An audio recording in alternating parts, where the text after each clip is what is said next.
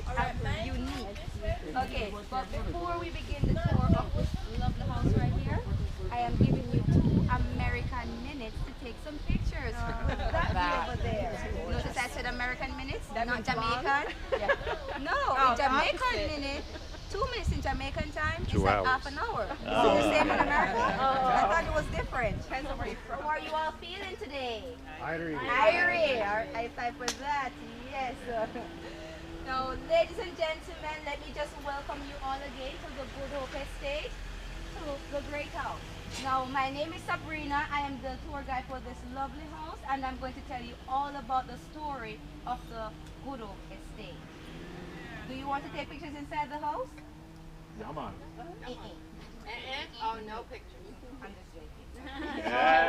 You are allowed. Take as many pictures as you want, just don't take any with me in it. I am wanted in many states. I'm just joking.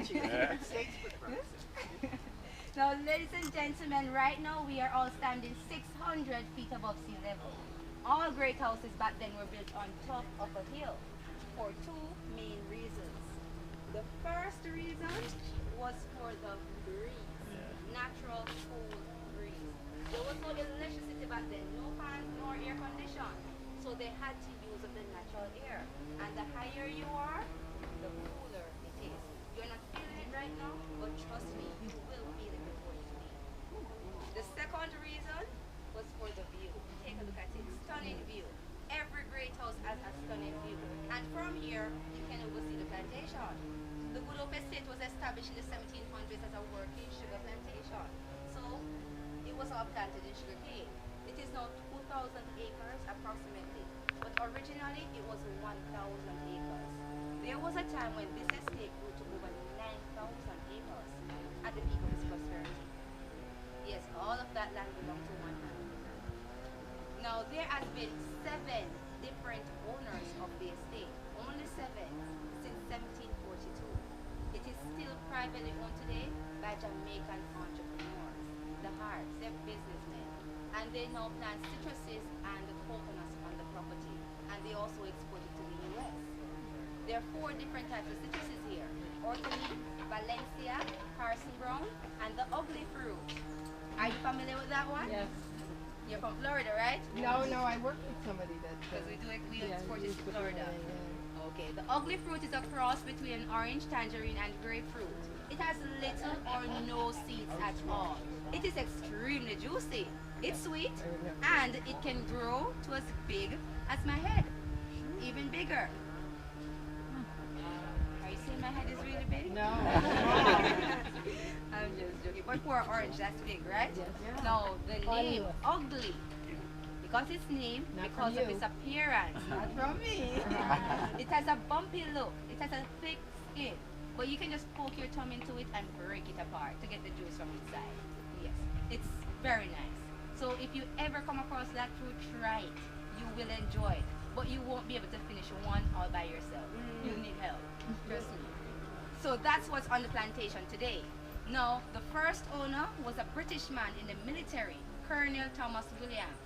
He was granted 1,000 acres of land in exchange for his service to the king. He built 2 houses on the land. His first house was built in 1744, but that one is in ruins today. In 1755, he built this beautiful great house in preparation for a bride. He built it as a wedding gift for his son and daughter-in-law. I want a father-in-law like that. Oh yes, I do. Yeah, man. Now, the son, his name was also Thomas Williams, Jr., and the bride, her name was Elizabeth. Elizabeth was 17 when she got married. That was young, but okay back then. She came here and she fell in love with the place. So guess what? She didn't leave. She lived here, but only for 7 years. Very sad to say, Elizabeth died from malaria in the year 1762. Malaria, yellow fever, and cholera, they were very common here back then. And there was no cure. So she died at the age of 24 and had no children before she died. That's what's so sad about this story. But after she died, to honor her last wish, she was buried here. Ladies and gentlemen, take a look to the right of the building. The room downstairs on the right, that's the grave room. It's called the grave room because that's where Elizabeth is buried. Her grave is still there today. None of the other owners after the Williams disturbed her. Guess what? She did not disturb them either. That's fair. You might have heard that all great houses are haunted, that there are ghosts inside. Lucky for me, not this one. Most Jamaicans are afraid of Duppy. That's what we call ghost here. Duppy. D-U-P-P-Y. I am very much afraid of Duppy. If there was one in this house haunting people, I would not be working here today. So don't worry, the house is not haunted. Don't freak out on me now. You might feel something playing with your hair as you go along or hear a door slamming shut, but that's just the wind. Yaman? Yaman. No, I have a question. Who wants to see the grave? Me. Let's take a quick look. In case you're wondering what the grass is, because it feels so good under your feet, it is Bermuda grass. What they use on golf courses. I thought it was a golf course. Or original grass is crabgrass, and I'm sure you're familiar with it. It's very hard to get to know. Sundial. Ladies and gentlemen, please watch your steps when you're entering this room. There's a gutter and a step up. I have many one feet. Full of arms. There's a little step up.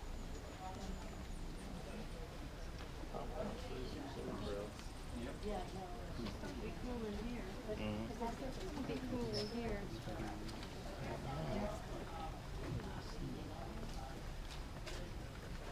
So ladies and gentlemen, this is the grave room, and all the rooms downstairs, they were used for storage back then. Before she was buried here, the room was used for storage, and others are still used for storage today. So this is where she's buried, to my left. As you can see, she was not tall. But then people were not tall. If you were 6 feet or anything above that in their time, you would be considered a giant.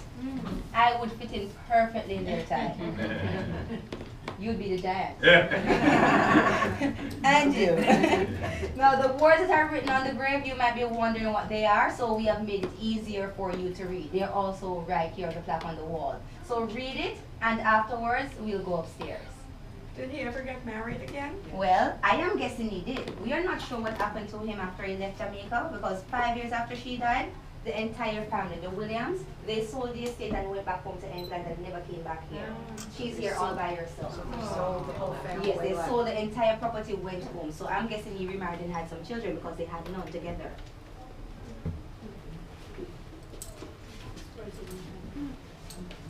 Okay, ready to see the house? Yes. A